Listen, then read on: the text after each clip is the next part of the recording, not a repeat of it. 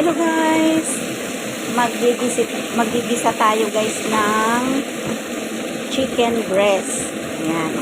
Ito may ilinagay na ako yung mga onion na yan. At saka corn, green pepper. Ayan, nailagay ko na guys. So, ilagyan natin ng asin. Linagyan ko na rin yan ng Maggi cubes. At lalagyan natin guys ng lemon juice. Ayan. So, haluin natin. Ayan. Ayan na siya guys. I-mix natin ng mabuti. Ayan. So, now, ilalagay na natin ang chicken. Ayan. Hiniwa. Binuiling muna yan guys. Bago hiniwa para malambot na siya. Ayan. Ayan siya guys. Ganyan karami guys kasi ito ay gagawin nating chicken sambusa. Ayan.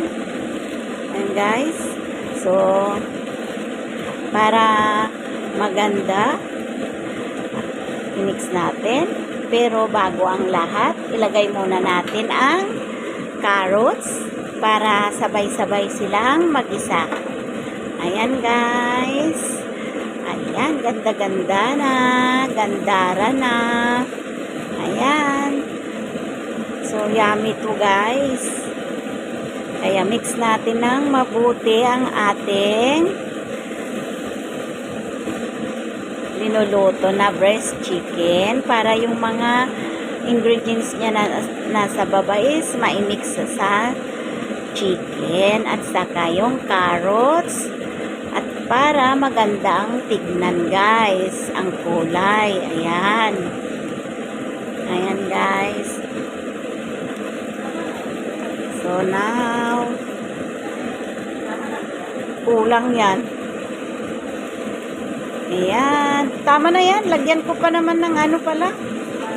Kusbara. Ayan. Lagyan pa ito guys ng parsley and coriander leaves. Ayan. So, dami-dami na yan, guys. Ayan. Ayan, guys. Ayan. So, yum-yum ang ating chicken. Ayan na siya, guys. Ang chicken natin. Ayan.